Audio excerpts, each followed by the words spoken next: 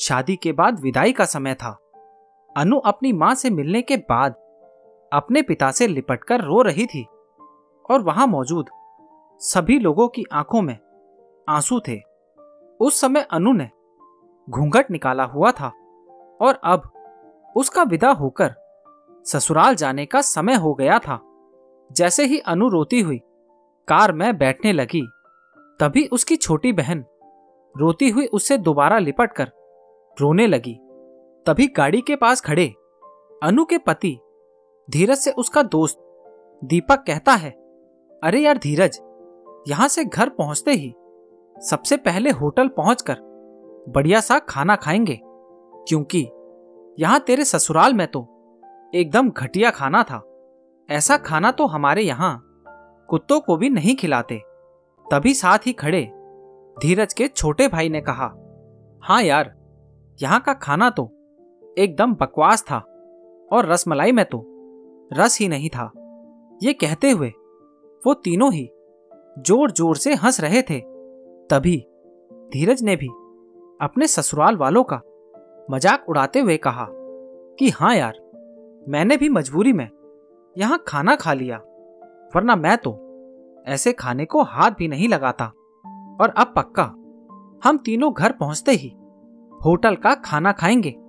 अपने पति के मुंह से ऐसी ऐसी बातें सुनकर अनु कार में बैठती बैठती रुक गई और उसने गुस्से में सबके सामने अपना घूंघट हटाते हुए कार के दरवाजे को जोर से बंद किया और आंखों में आंसू लिए अनु अपने पिताजी के पास चली गई। उनका हाथ पकड़कर उसने ये कहा, पिताजी, मैं ससुराल नहीं जाऊंगी, मुझे ये रिश्ता बिल्कुल मंजूर नहीं है।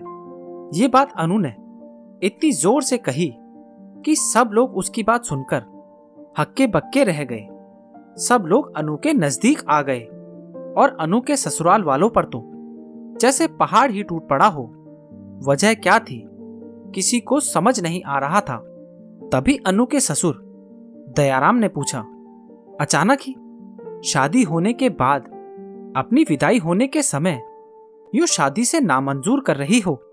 तभी अनु कुछ देर चुप रहने के बाद अपनी आंखों में आंसू लिए अपने ससुर से बोली, बाबूजी, आपको पता है, मेरे माता पिता ने अपने सभी सपनों को मारकर हम सभी बहनों को इतना पढ़ाया लिखाया और काबिल बनाया, और आप जानते हैं कि एक बाप के लिए उसकी बेटी क्या मायने रखती है। वैसे आप और आपका बेटा कभी नहीं जान सकते, क्योंकि बाबूजी, आपके घर में तो कोई बेटी है ही नहीं। और आप जानते हैं, मेरी शादी में आने वाले बारातियों के लिए खाने पीने की एक भी कमी ना रह जाए। इसीलिए मेरे पिताजी पिछले 6 महीने से रात को 2 से 3 बजे तक जागकर मेरी मां के साथ ये योजना बनाते थे कि रसोइया कौन होगा और खाने में बारातियों के लिए किस किस तरह का खाना बनवाना है और बारातियों को कहां बिठाना है, ताकि कहीं किसी को बुरा ना लग जाए। और शायद आप नहीं जानते कि मेरी मां ने पिछले 2 साल से एक भी साड़ी नहीं खरीदी, क्योंकि मेरी शादी में पैसों की कोई कमी ना हो जाए। और आज भी मेरी शादी में मेरी मां मेरी बड़ी बहन की साड़ी पहनकर खड़ी है। और ये तो कुछ भी नहीं, मेरे पिताजी भी 250 रुपए की इस शर्ट के नीचे कई छेदों वाली बनियान पहनकर खड़े हैं। और ये सब इसीलिए ताकि मेरी शादी में कोई कमी ना रह जाए। लेकिन इतनी मेहनत के बावजूद भी आज इस शादी में आपके बेटे को रोटियां ठंडी लगी, उसके दोस्तों को पनीर बकवास लगा, और मेरे देवर जी को रस मलाई में तो रस ही नहीं मिला।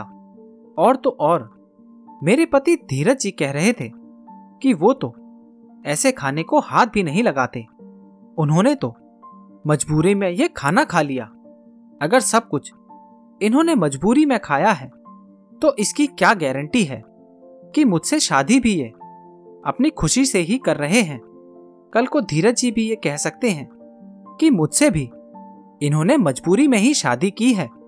और अनु रोते हुए अपने ससुर से ये भी कह रही थी कि जिस माता पिता ने मेरी शादी में न दिन देखा न रात, बस शादी की तैयारियों में लगे रहे उन माता पिता पर आज आपके बेटे और उनके दोस्त यूं जोर जोर से हंस रहे हैं और उनकी बेइज्जती कर रहे हैं।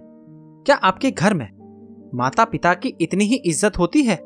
तभी अनु के ससुर ने कहा, बेटी, इतनी छोटी सी बात पर तुम इतना नाराज हो गई? तो अनु ने अपने ससुर की बात को काटते हुए कहा, बाबूजी, ये छोटी सी बात नहीं है। अगर शादी के बाद मैं भी आपकी इज्जत ना करूं तो आपको कैसा लगेगा? ये बात सुनते ही अनु के ससुर ने शर्म के मारे अपनी आंखें नीची कर ली।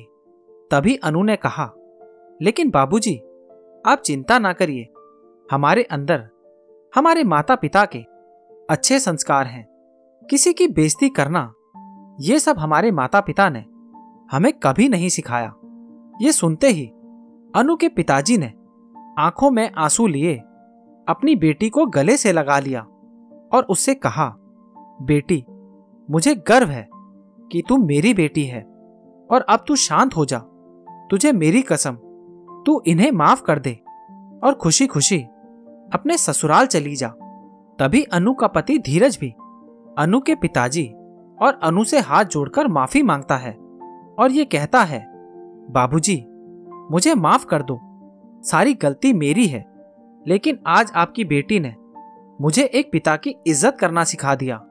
आज के बाद मैं हर किसी के माता पिता की हमेशा इज्जत करूंगा।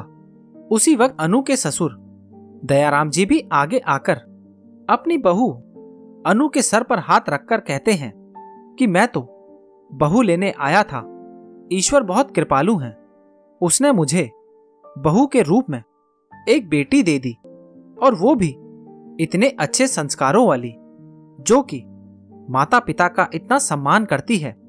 और अब बेटी, मेरे कहने से इन नालायकों को भी माफ कर दे, मैं हाथ जोड़ता हूं तेरे सामने।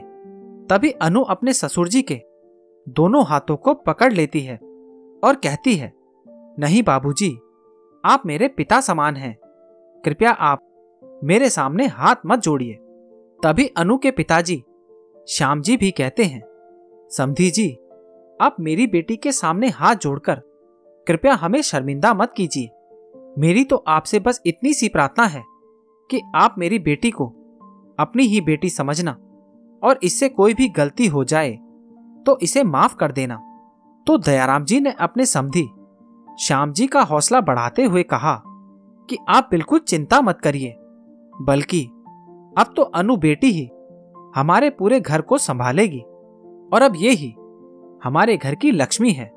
ये सुनकर अनु के पिताजी बहुत खुश हो जाते हैं और अपनी बेटी को खुशी खुशी विदा कर देते हैं और अब अनु भी राजी खुशी अपने ससुराल रवाना हो जाती है और अपने पीछे छोड़ जाती है आंसुओं से भीगी हुई अपनी माँ और पिताजी की आंखें और अपने पिता का वह आंगन, जिस आंगन में वह खूब हंसती खेलती थी।